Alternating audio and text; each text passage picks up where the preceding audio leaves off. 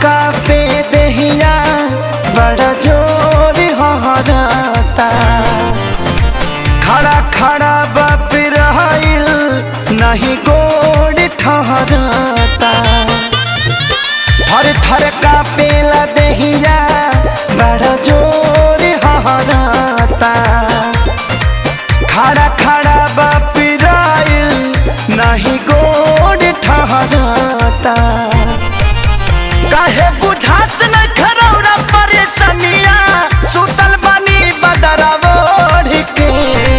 हाली से लहली देखाई सूरज देव भोर के। हाली से लहली देखाई सूरज देव भोर के।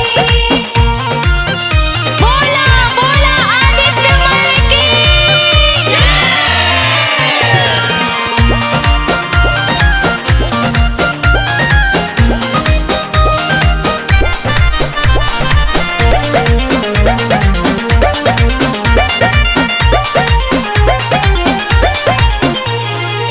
बरती सभा करता अगोरा वाल हो। बाटे खेसारी रूपेश के हो रावाल हो। बरती सभा करता अगोरा वाल हो। बाटे खेसारी रूपेश के हो रावाल हो। हथवा में सब ही गंगा जल लेके ताके सभे पुरबोर के।